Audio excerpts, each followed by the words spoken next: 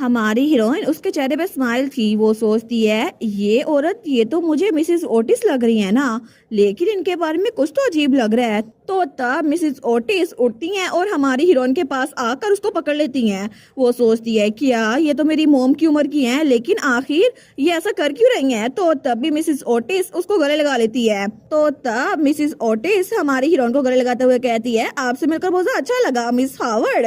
तो हमारी हीरोइन तो बिल्कुल शॉक हो गई थी। तो मिसेस ओटिस तो स्माइल कर रही थी। वो कहती है सच में मैं तो आपका इंतजार कर रही थी। और वो थी mistress of Otis family Jacqueline Otis. तो हमारी और सोचती है इनकी रिंग्स मुझे लगता है ये मुझे चुभ रही हैं, मेरी बैक पे दर्द हो रहा है, आखिर इन्होंने इतनी सारी रिंग्स क्यों पहनी हुई हैं। लेकिन तब वो पीछे होते हुए कहती है मैं फाइनली तुमसे मिल पाई, मैं बहुत ज्यादा खुश हूँ। तो हमारी ओन कहती है मैं भी आपसे मिलकर बड़ी खुश हूँ मिसेस ओटिस। लेकिन तब वो मिसेस ओटिस को देखकर सोचती है मैं किसी की अपीयरेंस से उनको जज तो नहीं करती, लेकिन मुझे लगता है कि इन्होंने कुछ ज्यादा ही ज्वेलरीज पहनी हुई हैं और इनको देखकर तो बिल्कुल नहीं लगता कि इनका बेटा वो एक अडल्ट बनने वाला है। तो तब मिसेस ओटिस कहती है मैंने सुना था कि तुम एक कैपेबल ट्यूटर हो और अब मैं तुम्हें देख रही हूँ तो तुम देखने में भी वाइज लग रही हो। तो हमारून कहती है अच्छा। तो मिसेस ओटिस कहती है इधर आओ हम बैठ के बातें करते हैं। वो सोचती है एटलीस्ट मैंने पहला इंप्रेशन तो अच्छा डाला ना।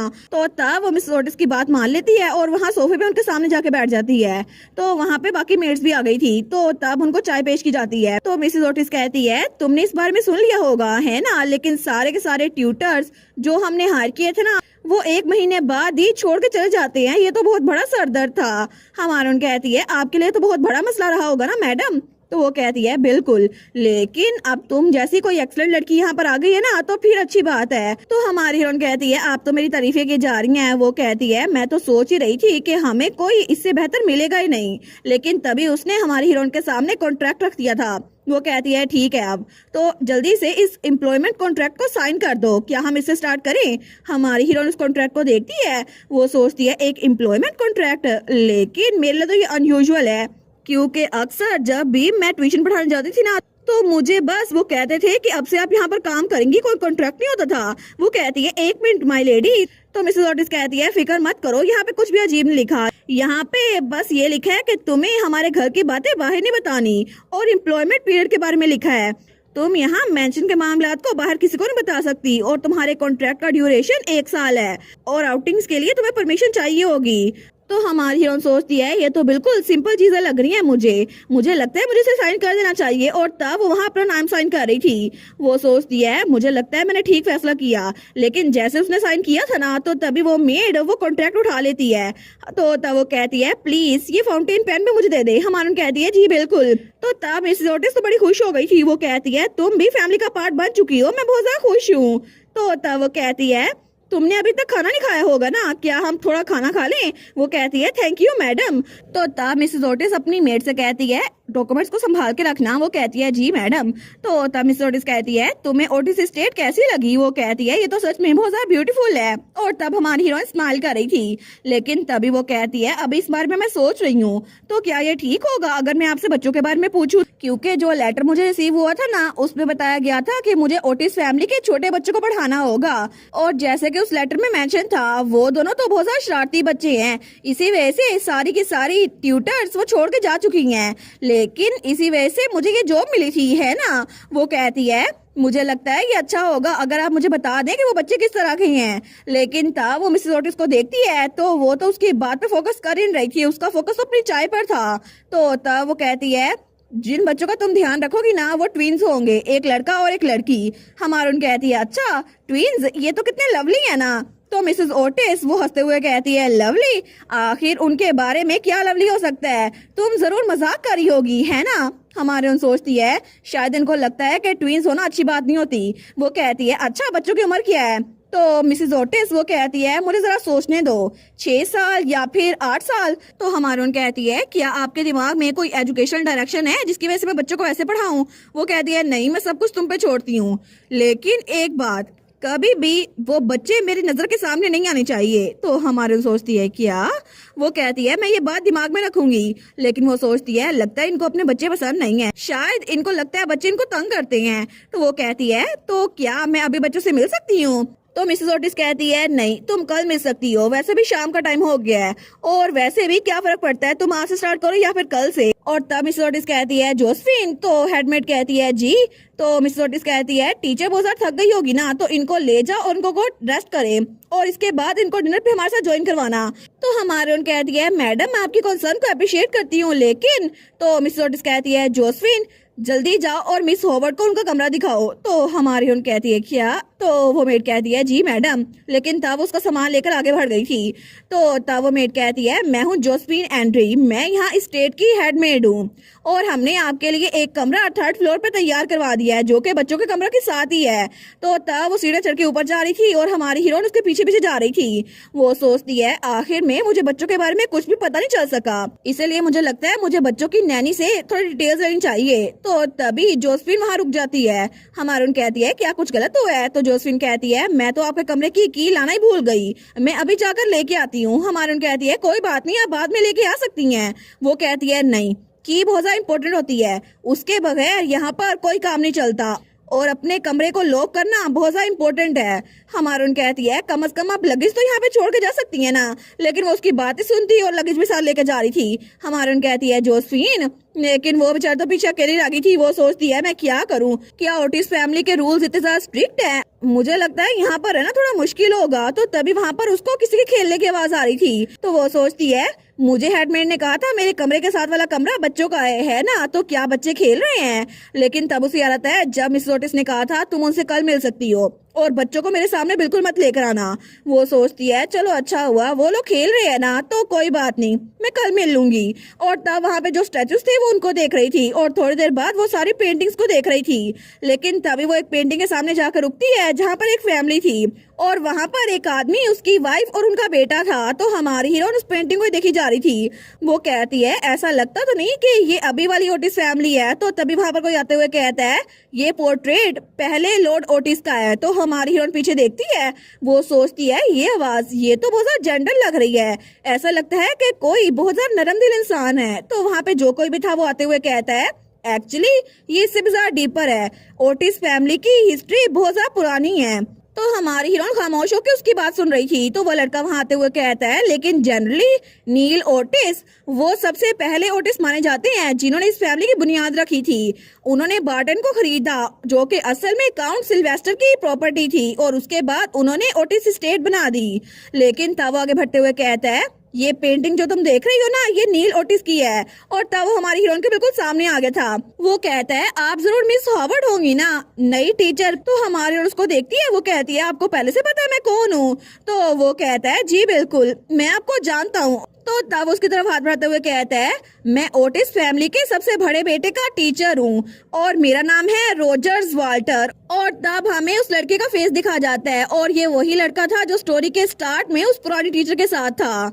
लेकिन तब वो कहता है मैं भी एक प्राइवेट ट्यूटर हूँ, मेरा नाम रोजर्स वाल्टर है और आप मुझे रोजर्स कह सकती हैं। और तब वो कहता है मुझे माफ कीजिएगा, मुझे लगता है मैंने एक्साइटमेंट में आपको डरा दिया। हमारा उन कहती है अच्छा ये भी मेरा टीचर है। वो तो बेचारी शॉक हो गई थी। वो कहता है मिस हावर्ड। तो वो कहती है अरे हाँ आपसे मिलकर खुशी हुई मिस्टर वाल्टर, मुझे आपके साथ काम करके अच्छा लगेगा। तो तब उसे हाथ मिलाते हुए कहता है नहीं नहीं अच्छा तो मुझे लगेगा। और तब वो कहता है मेंशन में हर कोई आपके आने के दिन गिन रहा था मिस हावर्ड। हमारी उन कहती है मुझे लगता है कि आजकल नया ट्यूटर ढूंढना बिल्कुल भी आसान नहीं है। वो कहता है जी बिल्कुल।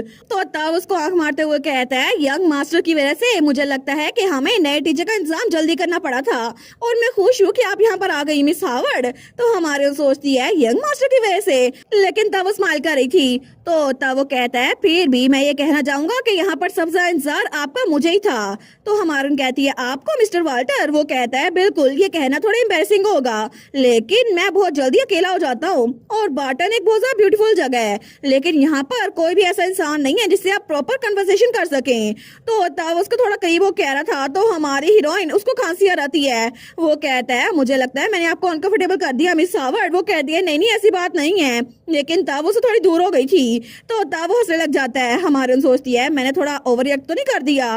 वो कहता है सच में कितनी शर्म की बात है ना कि पुराने ट्यूटर को जाना पड़ा, लेकिन उनकी वजह से ही आप यहाँ पर आ पाई हैं। तो मुझे लगता है दुनिया में कोई भी चीज बुरी नहीं होती है ना। हमारन कहती है मैं खुश हूँ कि आप मेरे बारे में ऐसा सोचती हैं। तो वो सोचती है ये कितना अजीब है ना, हम लोग अभी मिले हैं लेकिन ये मुझे एक वंडरफुल इंसान कह रहा है। और तब उसे याद आता है जब वो अपनी दोस्त के साथ थी ना, तो उसने कहा था रिशेल तुम बताओ तुम्हें किस तरह के लड़के पसंद है। तो रिशेल ने कहा था मुझे। वो कहती है बिल्कुल तुम्हारी कोई ना कोई टाइप होगी ना।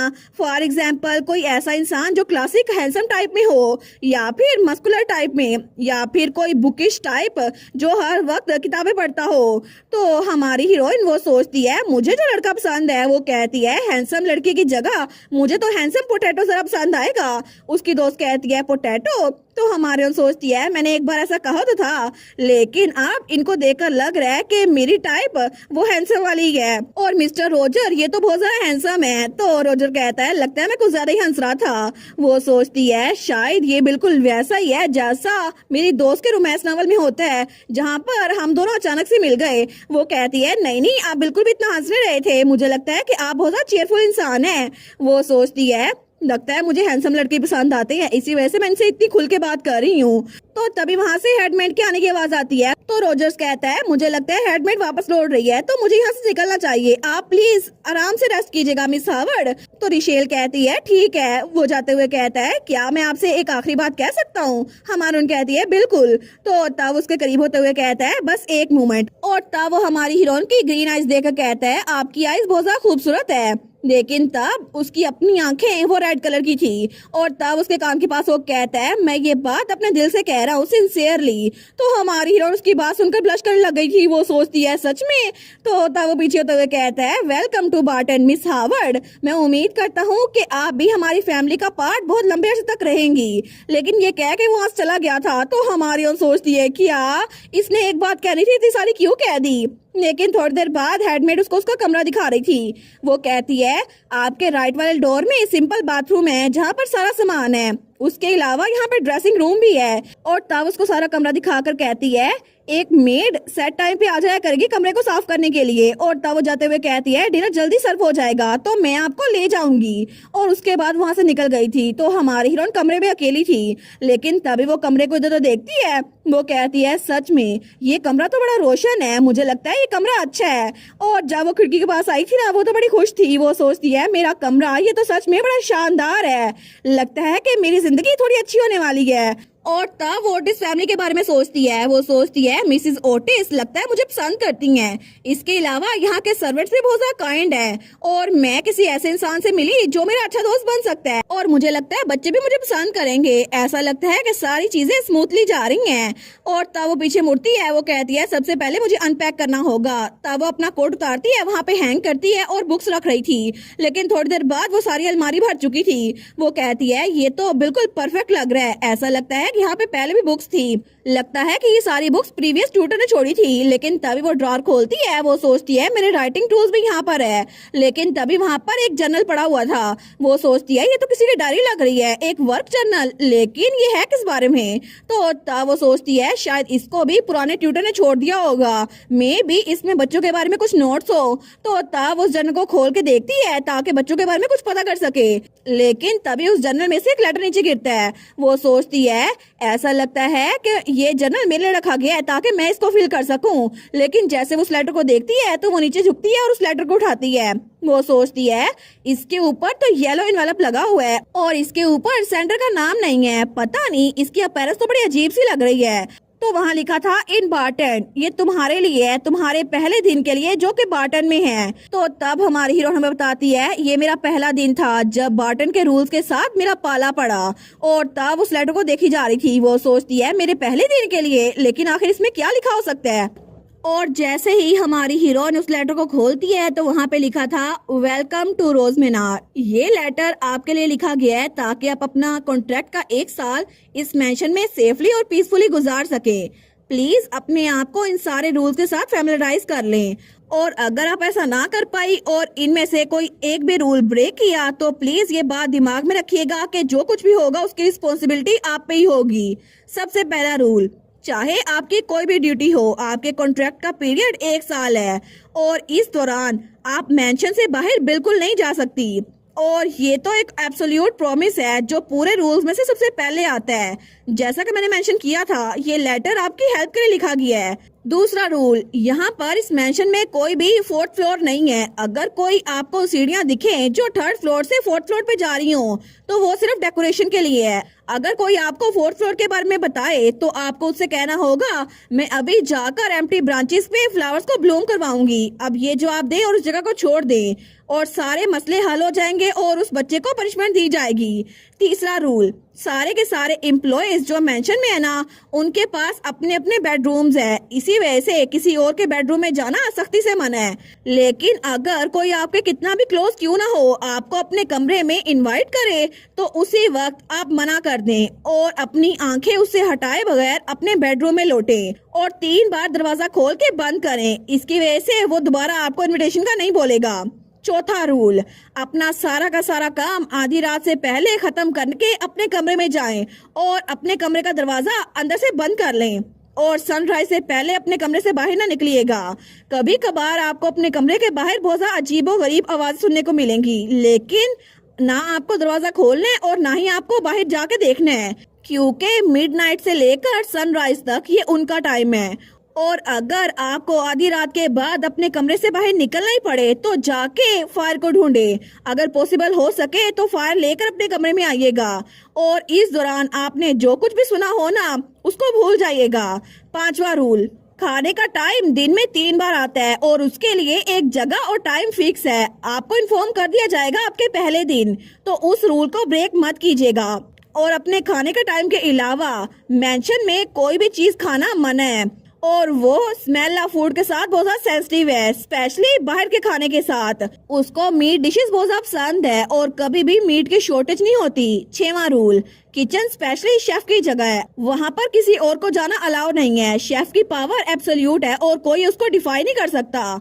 आप कभी भी किसी भी हालात में किचन मत जाइएगा। 7वां रूल, आपको इस मेंशन में हर जगह रोजेस मिलेंगे और ये अजीब नहीं है कि मेंशन में हर जगह रोजेस की स्मेल फैली होगी और कभी कभार तो आपको वहाँ मेड्स और सर्वेंट के अंदर भी रोजेस की स्मेल सूंघने को मिलेगी। ऑफ कोर्स वो चाहेंगे कि उनमें कोई स्मेल ना हो, लेकिन वो ऐसा कुछ नहीं कर सकते शायद। 8वां रूल, नए मेंबर्स के लिए बाटन में एक मैप प्रोवाइड किया गया है और आप मैप में देख सकती हैं यहाँ पर 5 गार्डन है। आप पहले, दूसरे, तीसरे और चौथे गार्डन में जा सकती हैं, लेकिन 5वें गार्डन में जाना सख्ती से मना है क्योंकि वहाँ पर एक वाल है और अगर आपको उस वाल के इर्द गिर्द कोई भी आवाज सुनाई दे तो आपको सरप्राइज होने की जरूरत नहीं है। 9वां रूल, आपको किसी भी रोज को केयरलेसली टच नहीं करना और कभी भी अपने कमरे में कोई भी रोज मत रखिएगा। मेंशन तो रोज से भरा हुआ है, लेकिन आपका बेडरूम वो एक एक्सेप्शन है। अगर आपको अपने बेडरूम में कोई रोज मिले तो फिर आपको इन इंस्ट्रक्शन को फॉलो करना पड़ेगा। अगर वो रोज रेड से ज्यादा व्हाइट है तो फिर ठीक है, जल्दी से उसको एक व्हाइट कपड़े में लपेटे ताकि कोई इसको देख ना सके और उसको चुप करके मेंशन से बाहर ले जाएं और मेंशन में वापस आने से पहले उसको जला दें और अपने कमरे में किसी के देखे बगैर वापस आ जाए। लेकिन अगर आपके कमरे में जो रोज मिला है वो व्हाइट से ज्यादा रेड है तो फिर हम आपके लिए कुछ नहीं कर सकते। उस रोज को अपने बेड साइड पे छोड़ दें और हम आपके लिए इसके अलावा कुछ नहीं कर सकते, क्योंकि अगर आपको एडवाइस फॉलो करनी है तो रूल नंबर 4 याद करना पड़ेगा, क्योंकि लक अगर आपके साथ हुआ तो आप अपने आप को नहीं खोएंगी। और 10वां रूल, आपको इस फैमिली के फर्स्ट बोर्न की तरफ कोई तवज्जो नहीं देनी। अगर वो आपसे बात करने की कोशिश करे या आपसे कोई रिक्वेस्ट करे तो उसको इग्नोर कर दें। फर्स्ट बोर्न के बारे में हर एक चीज उसका ट्यूटर हैंडल करता है, आपको उससे कोई बात नहीं करनी। 11वां रूल, ये मेंशन नए सर्वेंट्स को रखता नहीं है, लेकिन पुराने सर्वेंट्स वो नए फैमिली मेंबर को तंग करने का कोई ना कोई रास्ता ढूंढ लेते हैं। अगर आप अकेली हैं और वो आपसे कुछ अजीब कहते हैं या आपको बुलाने की कोशिश करते हैं तो आपको ऐसे करना होगा जैसे आपने कुछ नहीं देखा और उस जगह को छोड़ के चले जाना है। 12वां रूल, प्लीज हर एक चीज पे डाउट करें, हालांकि इस लेटर पे भी। 13वां रूल, आपको हमेशा सबसे स्माइल करके ग्रीट करना है, हमेशा अपने चेहरे पे स्माइल रखनी है, हर बार हर किसी को स्माइल करके ग्रीट करना है। और एक बार आपके कॉन्ट्रैक्ट का पीरियड खत्म हो गया तो आपको बिल्कुल ऐसे एक्ट करना है जैसे आपने कुछ भी सुना ना हो और ऐसे जैसे आपने कभी कुछ देखा ना हो और आपको अपनी ड्यूटीज को पूरा करना है और बिना किसी क्यूरियोसिटी या क्वेश्चन के इसको पूरा करना है। आखिरी रूल, अगर आपको इस लेटर के कंटेंट की समझ आ गई है तो जितना जल्दी हो सके उतना जल्दी इस लेटर को जला दें, क्योंकि फायर वो हर एक चीज को नथिंग में बदल देती है। इसी वजह से हम आपको बता रहे हैं, कभी भी इस लेटर के कंटेंट्स को कहीं और कॉपी करने की या रखने की कोशिश मत कीजिएगा। आप उनकी आंखों से एक दिन के लिए बच सकती हैं और ये लेटर ये उनके हिसाब से एग्जिस्ट करता ही नहीं है। और हम आपको एक सेफ और प्लेजेंट ईयर विश करते हैं। आप बार बार रूल को इग्नोर कर सकती हैं जैसे ये ऑथर की कोई मिस्टेक हो, लेकिन ये सारे के सारे रूल उस लेटर के अंदर बंद थे। तो हमारी हीरोइन उस लेटर को देखती है, वो सोचती है क्या आखिर ये है क्या, इतने सारे रूल्स, लेकिन ये है क्या, क्या ये कोई प्रैंक है, लेकिन ये प्रैंक किसने किया होगा। वो सोचती है नहीं, मुझे इसके बारे में फिक्र करने की कोई जरूरत नहीं है, जरूर ये भी प्रीवियस ट्यूटर ने किया होगा, है ना। तो तब अपने बालों की छुट्टियां करते हुए सोचती है या फिर ऐसा हो सकता है कि ये सर्वेंट्स मुझे तंग करने के लिए कर रहे हो। और तब वो तैयार हो गई थी, तो वो सोचती है या फिर ऐसा हो सकता है कि बच्चों ने ये काम किया हो ताकि मुझे तंग कर सके, लेकिन उसका दिल तो बहुत बुरी तरह से धड़क रहा था। वो सोचती है ये फीलिंग कैसी है, मुझे इतना अजीब क्यों लग रहा है। तो तभी दरवाजे पे दस्तक होती है, तो हेडमेट कहती है मिस हावर्ड डिनर तैयार है। वो कहती है ठीक है मैं बाहर आ रही हूँ। तो वो सोचती है अगर मुझे चांस मिला तो मैं मिस्टर वाल्टर से कंसल्ट करूंगी, वो यहाँ पर बहुत लंबे अरसे से है ना और वो तो अच्छे इंसान लगते हैं, क्या पता वो मेरी बात का जवाब दे दें।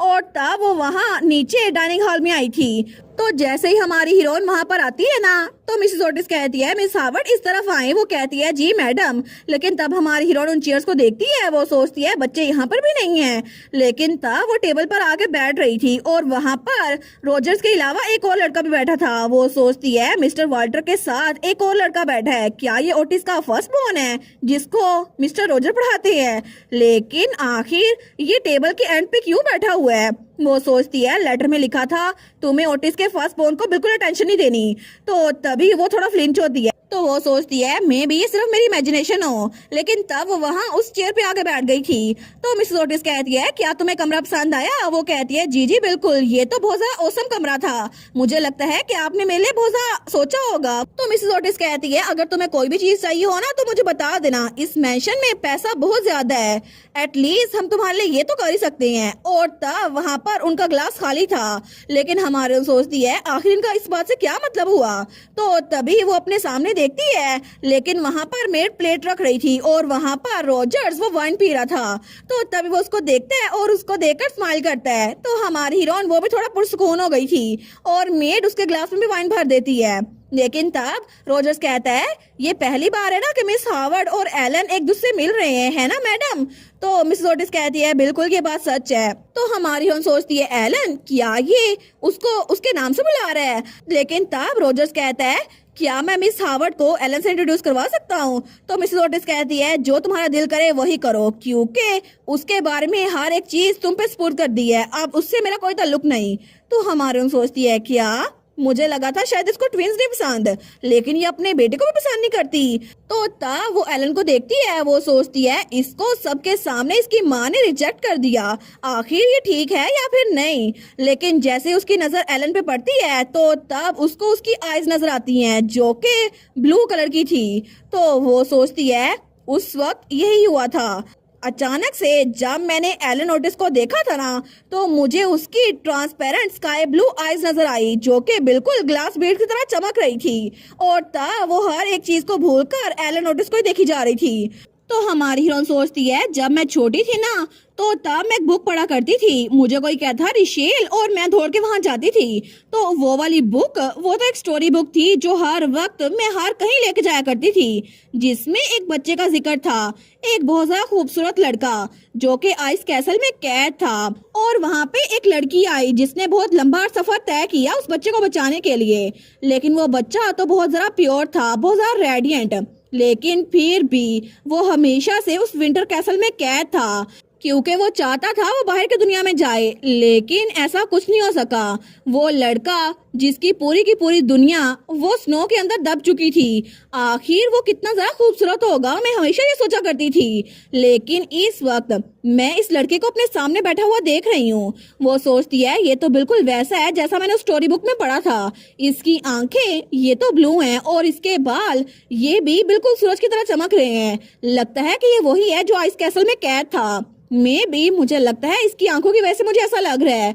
तो रोजर्स कहता है मिस हावर्ड, वो कहती है जी। तो रोजर्स कहता है ये है एलन ओटिस, ओटिस फैमिली का सबसे बड़ा बेटा। और तब उसको इंट्रोड्यूस करवाते हुए कहता है मैं उम्मीद करता हूँ कि आप दोनों अच्छे दोस्त बन जाएंगे, वैसे भी आप दोनों तकरीबन एज मेट ही है।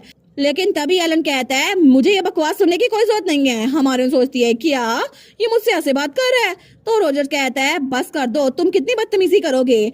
तो हमारे सोचती है क्या इसको मैं पसंद नहीं आई, लेकिन वो सोचती है लगता है इसकी उम्र की वजह से ऐसा ही एक्ट कर रहा है, क्योंकि टीनेजर्स अक्सर ऐसे ही एक्ट करते हैं। मोम आपको कुछ भी नहीं पता। तो वो सोचती है इस उम्र में आकर तो मैगन भी बिल्कुल शार्प हो गया था और तब वो भी बड़े नखरे करता था।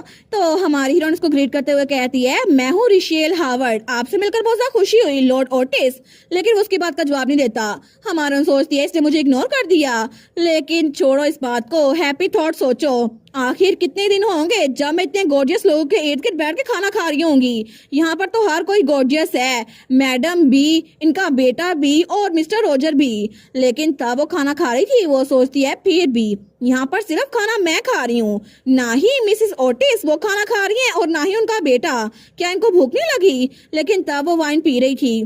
तो तब रोजर कहता है मैंने सुना था कि आप हैरिट एकेडमी में असिस्टेंट टीचर के तौर पे काम कर रही थी। ये तो आपकी एज के लिए बहुत ज्यादा इम्प्रेसिव है। वहाँ पर तो जो काम करने वाले होते हैं ना उनको भी बड़ी मुश्किल से सिलेक्ट किया जाता है। हमारी उन कहती है थैंकफुली उनका मुझ पे अच्छा एक्सप्रेशन है क्योंकि मैं उनकी एक स्टूडेंट थी। वो कहता है ओ प्लीज मिस हावर्ड, आप तो बड़ी टैलेंटेड स्टूडेंट थी और अब आप एक यंग लेडी बन चुकी हैं, तो नेचुरली अपॉर्चुनिटी फॉलो करती है। वो कहती है अच्छा ये बात है। लेकिन तभी वहाँ पर मेड आती है, वो कहती है एक्सक्यूज मी। तो हमारी हीरोइन वहाँ पर देखती है जहाँ पे उस मेड ने प्लेट रखी थी। तो वो मेड कहती है हेड शेफ ने ये आपके लिए बनाया है, ये लैम्प के लेग है जिसको स्लोली रोस्ट किया गया है और इसके साथ पोटैटो प्योरे भी है। हमारून कहती है वाओ। वो सोचती है कि तो डिलीशियस लग रहा है, पता नहीं लगता है ये तो बड़ा टेंडर होगा और लैम्प्स के तौर पर मुझे तो ये अच्छा लगेगा। लेकिन तभी वो उसको खाने के लिए अपने चम्मच और कांटा आगे बढ़ाती है।